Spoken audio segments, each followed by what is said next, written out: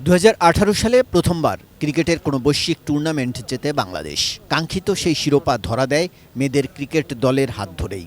এরপর 2022-এ শিরোপার কাছাকাছি এসেও হতাশ হতে হয় টাইগ্রেসদের। সেমিফাইনাল থেকেই বিদায় নেন জ্যোতিরা।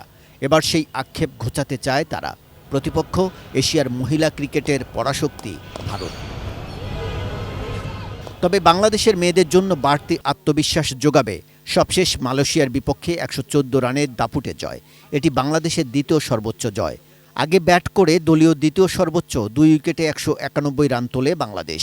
এশিয়ার শ্রেষ্ঠত্বের মঞ্চে মেয়েদের আগের দলীয় সর্বোচ্চ ছিল 3 উইকেটে 142।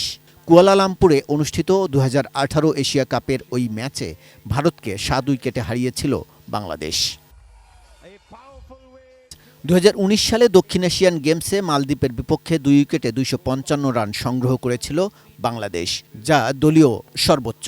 মালদ্বীপকে ওই ম্যাচেই মাত্র 6 রানে গুড়িয়ে দিয়ে 249 রানে জিতেছিল টাইগ্রেসরা।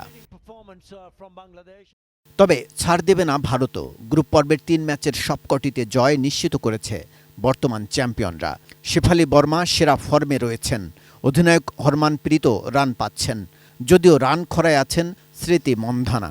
বোলাররা নিজেদের সেরা বোলিং দিয়ে প্রতিপক্ষকে ঘায়েল করতে প্রস্তুত, তাই জয়ী চোখ ভারতের। ক্রিকেটের সংক্ষিপ্ত ফরম্যাটে এখন পর্যন্ত 13 বার দেখা হয়েছে দুই দলের। এর মধ্যে 11 জয় ভারতের, বাকি দুটিতে জিতেছে বাংলাদেশ। পরিসংখ্যানে পিছিয়ে থাকা বাংলাদেশের সামনে সুখের স্মৃতি একটাই, 2018 এশিয়া কাপে ভারতের বিপক্ষে জয়। কাজল রায়, এটিএন নিউজ, ঢাকা।